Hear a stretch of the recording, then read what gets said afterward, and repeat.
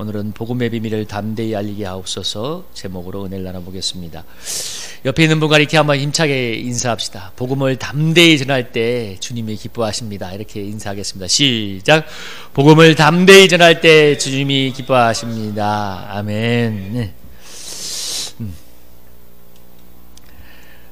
감옥으로트의 사석이라는 책을 지은 신영복 교수님의 저서가 있는데요. 그 저서의 내용 중에 유명한 내용인데 한번 읽어보겠습니다. 이게 20년간 이분이 통일혁명당 사건이라고 1968년도에 한국에 이제 지하당을 조직했던 일종의 한국의 사회주의 나라를 건설하기 위해서 지하당을 통일혁명당을 조직을 했는데 그 중에 연루가 되어서 20년간 옥살이를 한 분인데요. 이 신영복 교수님이 이제 옥중에서 가족들에게 전했던 편지를 엮어서 감옥으로부터의 사색이라는 이 책을 펴냈습니다. 유명한 책인데 이 책에 있는 한 가지 내용인데 한번 읽어볼게요. 없는 사람이 살기는 겨울보다 여름이 낫다고 하지만 교도소에 우리들은 없이 사는 길은 더합니다만 차라리 겨울을 택합니다. 왜냐하면 여름 징역은 자기의 바로 옆 사람을 증오하게 한다는 사실 때문입니다. 모로 누워 칼잠을 자야 하는 좁은 잠자리는 옆 사람을 단지 37도의 열덩어리로만 느끼게 합니다. 이것은 옆 사람의 체온으로 추위를 이겨나가는 겨울철의 원시적인 우정과는 극명한 대조를 이루는 형벌 중의 형벌입니다. 자기의 가장 가까이 있는 사람을 미워한다는 사실, 자기의 가장 가까이 있는 사람으로부터 미움받는다는 사실은 매우 불행한 일입니다. 그 당시 요즘은 좀 나아졌지만 과거에 그 당시 20년 전 30년 전에 감옥은 더 열악했겠죠. 에어컨이 어디 있으며 그러니까 아마 칼잠을 자야 되는, 모로 누워서 칼잠을 자야 되는 그런 상황에서 이 여름철에 옆에 사람이 붙어 있다는 것은 증오의 대상이었다고 하잖아요. 그렇죠. 겨울철에는 서로 너무 추우니까 온기를 이렇게 37도에 이 난로를 끼얹고 잔다면 여름에는 정말 37도의 열덩어리 미워질 수밖에 없는, 그래서 여름이 더 힘들다고 얘기했는데 이게 참 교도소의 실상을 얘기한 건데 이런 교도소에 가 있는 사람의 가장 큰 바람은 무엇이겠습니까? 출소하는 거죠. 제가 이 본문을 보다가 교도소에 나오면 보통 두부를 먹이잖아요. 왜 두부를 먹이는가 찾아봤더니 여러 가지 설이 있었는데 그 중에 하나가 참 이건 굉장히 소설가 박완서 씨가 풀이한 건데 제일 의미가 있었습니다. 콩으로부터 풀려난 상태, 그래서 두 번 다시는 돌아갈 수 없는 게 두부가 된 거잖아요. 콩을 갈아가지고 만든 게 두부인데, 그래서 이 감옥에서 나와서 두 번 다시 과거로 가지 마라. 또 과거에는 영양소가 부족하니까 고기를 먹일 수가 없으니까 밭에서 나는 쇠고기인 콩을 많이 주었는데, 근데 이제 콩밥도 많이 못 먹었대요. 너무 적으니까. 그래서 이렇게 나와서는 마음껏 먹어라 해서 두부도 먹이고, 또 두부가 순백색이기 때문에 그런 삶을 살라는 의미도 있었다고 하는데, 어쨌든 간에 감옥을 나오는 게 사람들의 간절한 소망이죠. 감옥에 뭐가 좋겠어요. 어느 누구도 감옥을 좋아하지 않는데, 오늘 본문에 바울이 감옥에 갇혀 있는데 이 상황이 2년간 노마에서 가택 연금 상태로 이제 투옥되어 있었던 때인데, 사실 이전에 사도행전의 상황을 한번, 사도행전의 마지막을 살펴보면 바울이 어느 정도 지금 감옥에 갇혀 있냐면, 이 예루살렘에서, 그러니까 이스라엘의 예루살렘에서 이 유대인의 죽임을 피하기 위해서 예루살렘의 총독과 군인들이 그를 보호하는 상태로 구금 상태로 3년간 있었고, 그러다가 노마 황제에게 상소를 해서 이제 노마로 간 상태이기 때문에 아마 합치면 거의 5년간의 시간 동안 지금 거의 감옥과 같은 상태로, 자유를 뺏긴 상태로 있는 것입니다. 그러니까 얼마나 답답하고 힘이 든 상황이었겠습니까? 근데 오늘 바울이 이렇게 감옥에 있어서 자기를 염려하는 그 제자들에게, 에베소 성도들에게 뭐라고 기도하냐면, 기도 요청을 하냐면, 에베소서에 보면 이렇게 얘기하고 있어요. 뭐라고 하냐면, 모든 성도 중에 지극히 작은보다 더 작은 나에게 은혜를 주신 것은 측량할 수 없는 그리스도의 풍성함을 이방인에게 전하게 하시고 영원부터 감추었던 하나님의 비밀의 경륜을 드러내게 하여 하심이라서, 그런 뜻으로 하나님께서 나를 이방인의 사도로 택했는데, 그렇기 때문에 내가 13절에서 뭐라고 하냐면, 너희를 위한 나의 환난에 대하여 낙심하지 말라. 너희의 영광이다.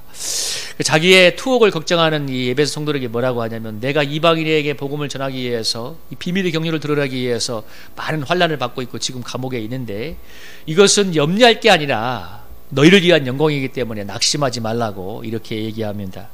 그러면서 오늘 나아가서는 뭐라고 얘기하고 있냐면, 오늘 유명한 나를 위하여 기도할 때는 뭐라고 기도해 달라고 해요? 나를 위하여 기도할 때는 나에게 말씀을 줘서 나로 입을 열어서 복음의 비밀을 담대히 알릴 수 있게 해달라고 그렇게 기도 요청을 하고 있습니다.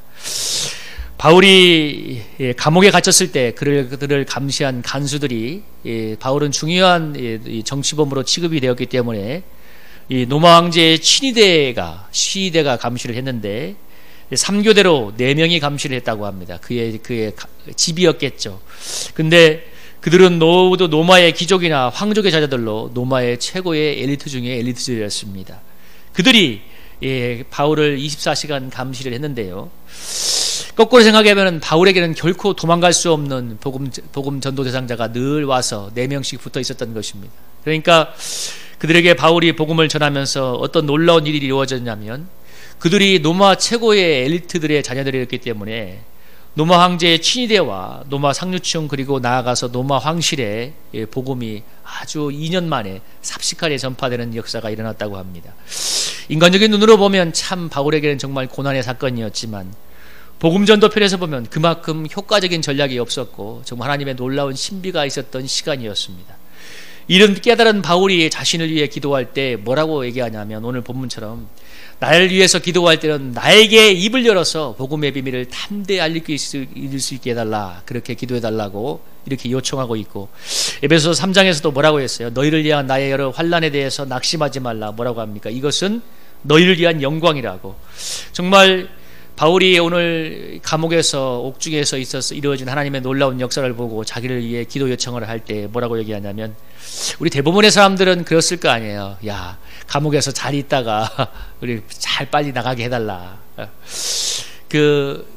청계천에서 옛날에 빈민사역을 했던 김진홍 목사님도 과거에 1970년도에 어떤 사건이 연루가 되어서 감옥에 가게 되었는데, 내나 그분도 이제 사회 복지 운동을 하다가 반체제 인사로 몰려서 김진홍 목사님도 감옥에 가는데, 그때 같이 빈민 사역을 했던 그 성도들이 40일 철야를 하면서 기도했다고 합니다. 40일 철야를 하면서 기도를 했는데, 이제 김진홍 목사님이 말렸대요. 너희들이 하루 먹고 사는데 철야를 하면 어떻게 사냐. 근데 우리 목사님 나오게 해달라고 이제 40일 철야를 했는데, 정말 지난 40일일 때 이분이 극적으로 풀려난 거예요.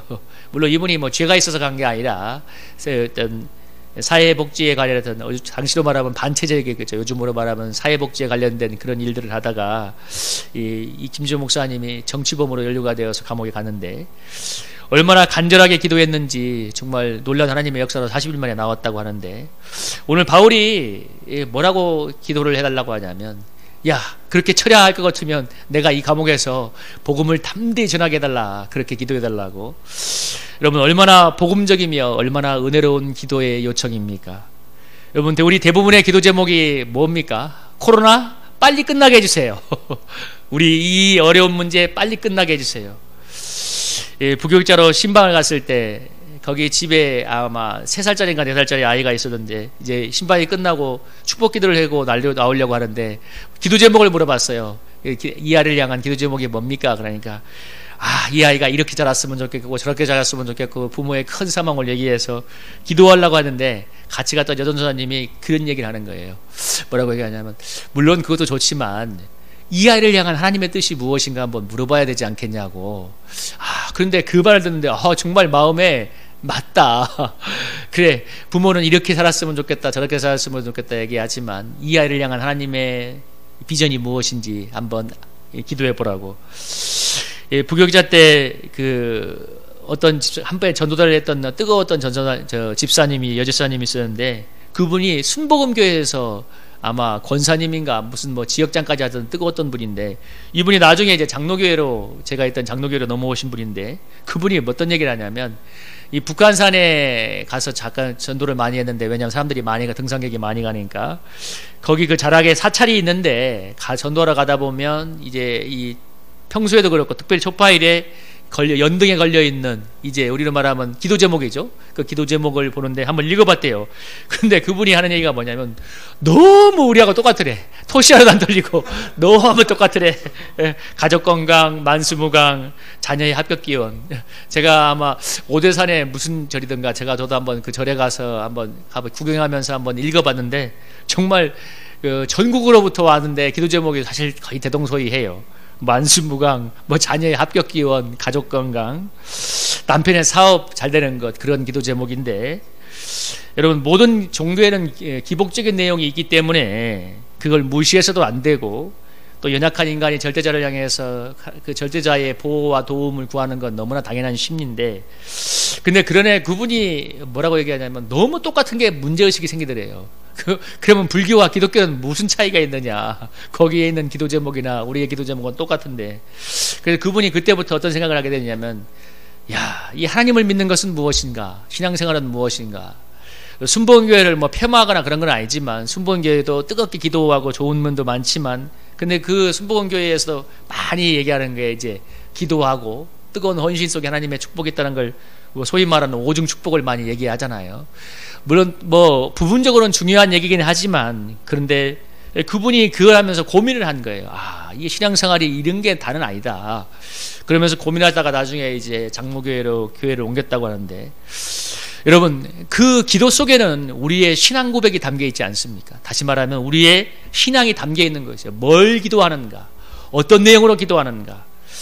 여러분 우리가 무엇을 구하고 있는가, 그것이 우리의 신앙을 이야기하고 있는 것입니다. 우리 마태복음 유명한 잘 아는 6장 30절 33절에서 우리 하나님 예수님께서 뭐라고 할까요?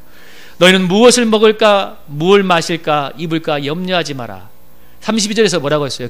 이는 다 이방인들이 구하는 것이라. 너희 하나님 아버지께서 이 모든 것이 너희에게 있어야 할 줄을 아시느니라. 그런즉 너희는 먼저 그의 나라와 그의 일을 구하라. 그리하면 이 모든 것을 너희에게 더하시리라. 아까 그 여집사님의 고백이 참 맞지 않습니까? 그 사차에서 있는 기도 제목이나 기독교인의 기도 제목이 기도가 똑같다면, 이방인들이 구하는 것이나 무엇이 다르냐는 것이 이 말이, 오늘 예수님의 말씀이 그렇잖아. 무엇을 마실까, 무엇을 입을까 염려하지 마라. 그건 이방인들이 구하는 것이기 때문에, 너희 하나님 아버지께서 이 모든 것이 너희에게 있어야 할 줄을 아시느니라. 그리고 그래서 너희는 먼저 그의 나라와 그의 일을 구하라. 그러면 이 모든 것을 더해 줄 거라고 주님이 약속하고 있습니다. 그러니까 우리의 기도의 내용, 신앙생활의 내용이, 핵심이 틀려져야 된다는 걸 말하고 있죠. 사실 우리의 신앙생활은 너무나 우리의 필요에 집중되어 있습니다. 하나님 나라보다 우리의 필요와 현실에 너무나 치우쳐 있는 것도 사실입니다. 오늘 염려하여 이르기를 무엇을 먹을까, 무엇을 마실까, 무엇을 입을까, 이게 거의 전부잖아요, 이 세상 사는 사람들이. 근데 우리도 그러한 경우가 너무 많다는 거죠. 제가 아는 한 지인 선교사님이 자신의 모교회에 가서 자신이 친분 있는 성도 가정에 가서 선교 후원을 좀 요청했답니다. 매달 한 5만 원 정도 후원 요청을 했는데, 제가 아는 그 성도했던 가정들도 제가 아는데, 그분들도 그 성도 가정이 직장이 괜찮아요. 번듯하게 잘 살아요. 그래서 그 정도는 얼마든지 하면 할 수 있는데, 그래서 근데 이제 이렇게 해서 힘들고 저렇게 해서, 물론 쓸 게 많겠죠. 이렇게 해서 힘들고 저렇게 해서 힘들다고 얘기하는데, 그 대화 중에 알게 된 것은 뭐냐면, 그 집에서 키우는 예한결의 사료값이 매월 5만 원이 넘는다는 사실이었습니다. 그 집에서 키우는 예한결의 사료값이. 여러분, 선교사님은 예한결의 사료값에 미치지 못하는 선교비를 후원 요청했는데, 예한결 먹을 사료값은 써도 선교사님 후원을 할 수 없다는 그 사실 때문에 그분은 정말 마음에 깊은 상처를 받았습니다. 그분은 가난한 아프리카에서 선교하시는 분인데, 가난한 아프리카에서 5만 원은 정말 큰 돈입니다. 필리핀에서 이 필리핀 현지 사역자 한 사람을 도울 때 20만 원이면 생활이 되고 10만 원을 더 주면 충분한 사역이, 한 교회가 세워져요. 그러니까 30만 원만 필리핀 같은 게 후원을 하면. 근데 한국에서 5만 원은 사실, 여러분 5만 원이 쓰이는 용도가 어딘가요? 여러분 부산에서 서울까지 KTX 탈 때 5만 원입니다. 약 5만 원. 그 다음에 보통 경조사에 들어가는 돈이 5만 원이죠. 여러분 그렇지 않습니까? 보통 뭐 가까운 사이면 한 10만 원 하지만 보통 사이면 5만 원 하잖아요. 그죠? 선교연금 몇만 원이 없어서 선교를 못하는 것은 아닙니다. 그건 아닌데, 그러나 그 속에 담긴 마음을 하나님이 보시는 것이죠. 여러분, 예한견 사료값보다 못한 후원금을 돈이 없어 주지 못하겠다고, 그 말을 과연 선교사님이 들었을 때 마음이 어땠을까? 여러분, 정말 옛말에 이런 말이 있잖아요. 뜻이 있는 곳에 길이 있다고. 마음이 있으면 얼마든지 하게 되어 있지만 마음이 없으면 안 되는 핑계를 찾게 되어 있습니다. 수원소부교에서 수원소부교에서 부교육자 때 그 쌀장사했던 그 에버그린의 어르신, 그분이 나이가 80이 넘어서 병상에서 수술 받았을 때 제가 가서 얘기를 하다가 들었던 건데, 그분이 쌀장사와 이런 거 장사를 하면서 이제 자녀도 키우고 교회를 위해 드렸는데, 그분의 간증이 뭐였냐면 밤 늦게 일이 끝나면 새벽기도 갈 때까지, 물론 잠자면서도 그런 기도를 했대요. 하나님, 정말 장사가 잘 되어서 이걸로 주님의 교회를 섬길 수 있게 해주세요 하면서 밤에 그런 잠을 자면서도 그런 기도를 했다고 하는데, 제가 그 얘기를 들으면서 너무 큰 감동이 되었습니다. 야, 잠을 자면서도 저렇게 하나님 나라를 위해서 교회를 세우기 위해서 애를 쓰는 분이 있을까? 그것도 평신도가. 저는 잠잘 때 그렇게 기도 안 했는데 그런데 그 어르신이 정말 존경이 되었습니다. 여러분, 한국 사회가 식민지와 6.25 전쟁을 거치면서, 그리고 한강의 기적이라는 이런 발전의 시기를 거치면서 우리 선배들의 피와 눈물로 이 나라가 세워졌고 또 교회들이 세워졌는데요. 사실 한국교회가 얼마나 많은 분들의 그 눈물의 헌신으로 세워졌습니까? 그러나 지금 한국 사회는 나이가 든 분들을 꼰대라고 비난하고 한물간 태물로 취급을 합니다. 너무 권위적이라고 비난을 합니다. 그러나 우리는 그분들의 헌신으로 한 과일을 먹고 있다는 사실을 절대 잊어서는 안 됩니다. 그래서 지나간 세대를 꼰대라고 함부로 얘기하면 안 되는데요. 성일교회도 사실 지금도 못 나오시는 그 어르신들로 인해서 지금이 그래도 예배당이 지켜졌고 그래도 교회가 다시 설 수 있는 은혜가 됐는데, 지금 한국교회는 너무나 세련되어 있고 프로그램도 좋지만, 그러나 과연 전에 있는 세대를 욕할 수 있는가? 현 세대는 과연 하나님 나라를 위해서 자신을 드리는 것보다 자신의 유익을 구하는 일에 너무 집중하고 있지 않는가? 저 스스로를 보면서도 많이 자문해 보게 됩니다. 여러분, 하나님 나라를 위해서 정말 그분들은 몸 바쳐서 헌신한 분들입니다. 여러분, 아까 말했잖아요. 잠을 자면서도 그런 기도를 했다고. 여러분, 그래서 정말 중심에서 우리는 하나님 나라를 구하고 있는가 깊이 고민을 해보고 자문해 봐야 돼요. 너무 지금 말의 성찬으로 때우고 있는 한국교회가 아닌가. 여러분, 우리의 삶의 중심은 하나님께 맞추어져 있습니까? 아니면 주님의 뜻을 구하고 있습니까? 이건 주님과 나만이 알 수 있는 은밀한 관계입니다. 내가 정말 주님을 하나님 나라를 구하고 있는지, 아니면 지금 우리의 편실에만 초점이 맞추어져 있는가. 코로나로 인해서 한국교회가 다들 어렵다고 하는데요, 제가 부교육자로 섬겼던 교회들 얘기를 들어보니까 코로나 전에 지금 60% 내지 70%의 예배 회복이 있대요. 아마 저기 오늘 오시면서 저 문에 걸어놓은 포스터를 봤을 거예요. 오늘이 무슨 날이냐면 한국교회 회복주일이에요. 예배 회복을 한번 해보자. 지금 한국교회가 다 실상이 그런 거예요. 그러니까 절반을 겨우 넘긴 겁니다. 60%가 지금 예배 나오고 있다면 맞을 거예요. 그러니까 10명 중에 6명이 나오고 있고 4명은 지금 안 나오고 있는 겁니다. 우리 교회도 뭐 거의 비슷하죠. 아마 재정난으로 이런 경우에 아마 대부분의 작은 교회는 재정난으로 인해서 생존의 위기에 매몰릴 거고, 큰 교회도 재정 감소로 인해서 선교 후원도 감소가 될 것입니다. 뭐 코로나가 한창 심할 때는 심지어 뭐 대부분의 교회들이 절반 30% 40%의 그 어떤 헌금이 들어왔다고 얘기하는데, 저희 교회도 코로나 사태 이후에 재정의 어려움을 인해서 선교 후원을 못 하고 있습니다. 담임 목사인 저도 지금 일을 하고 있는 지경이니까 뭐 어떤 형편인지 알잖아요. 그러나 제 마음속에 늘 부담이 있습니다. 코로나이라는 어려움을 인해서 후원비가 못 가고 있으니까 선교사님들도 이해는 하시겠지만 우리 교회 편에서 뭐라 딱히 할 말이 없어서 고민이 되고 있는데, 며칠 전에 우리 집사람하고 얘기를 하는데, 근데 집사람이 그런 말을 하는 거예요. 뭐라고 하냐면, 물론 형편이 안 돼서 못 갈 수 있는데 기도는 할 수 있지 않느냐. 제가 그 말을 들으면서 어떤 마음이 들었냐면, 선교 후원이 꼭 재정만의 문제는 아닌데, 제일 아까 말했잖아요. 마음의 문제고 사실 기도의 문제인데, 재정이 못 가니까 물론 마음이 안타깝고 죄송한 건 맞지만, 물론 재정이 가는 곳에 마음이 당기는 것도 사실인데요. 그러나 재정이 어려울 때도 기도의 후원으로 섬길 수 있는데, 선교 후원을 제가 너무 물질적인 측면에서만 생각하고 있는 거 아닌가 하는 자성이 되었습니다. 저는 그러면서 나에게도 너무나 물질을 우선시하는 이 자본주의의 이런 물들이 내 마음에 깊이 물들어 있다는 것이 많이 느껴졌습니다. 여러분, 하나님의 역사는 하나님의 은혜가 하나님이 하시는 것이기 때문에 정말 믿고 기도하는 게 가장 중요한 것 아닙니까? 근데 너무나도 물질로만 생각하는 것 아니냐. 물론 재정이 중요하고 물질이 중요합니다.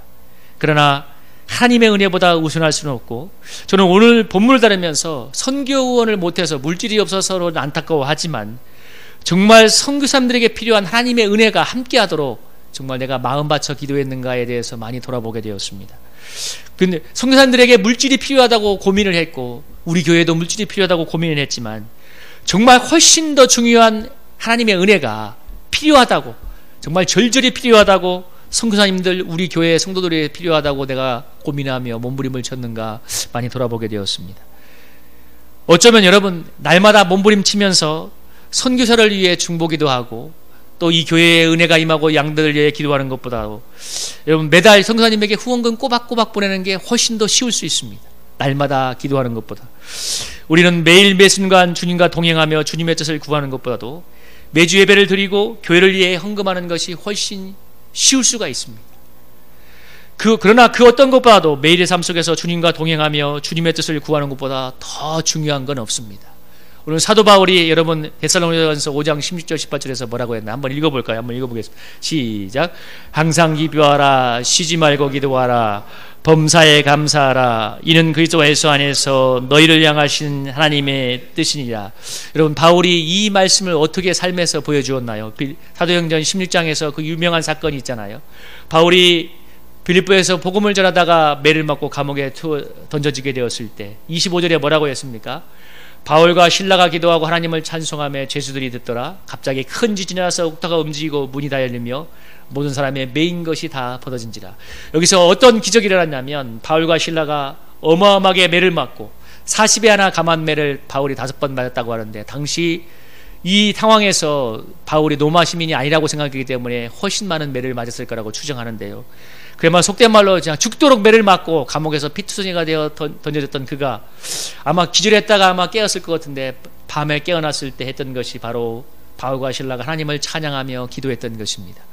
이 성경학자들은 바울에게 이때 깨어났을 때 2명이 생각났을 거라고 추측을 합니다. 하나는 자기를 위해서 십자가에 못 박힌 예수 그리스도, 그리고 또 자기가 순교시켰던, 돌로 쳐서 순교시켰던 스데반이 생각났을 거라고 합니다. 무슨 얘기입니까? 바울이 복음을 전하다가 정말 피투성이가 돼서 고난 중에 깨어났으니까 그 고난의 밤에 자기의 그 욱신거리는 육신을 보면서 뭐예요? 자기를 위해서 고난받은 예수 그리스도의 그 구원의 은혜가 떠올라면서 말할 수 없는 가슴 벅차는 감격으로 하나님을 찬미했다고 성경학자들이 얘기하고 있는데, 저는 참 설득력이 있는 해석이라는 생각이 들었습니다. 여러분 바울과 실라가 그 옥중에서 하나님을 찬양할 때 어떤 일이 일어났어요? 지진이 나서 옥문이 열렸을 뿐만 아니라 그 유명한 자기를 했던 간수에게 복음이 증거되고, 그리고 간수의 일가족이 모두 뭐랍니까? 다 세례를 받고 주님께 돌아오는 놀라운 역사가 일어났습니다. 여러분 바울의 감사와 찬미를 통해서 빌립보에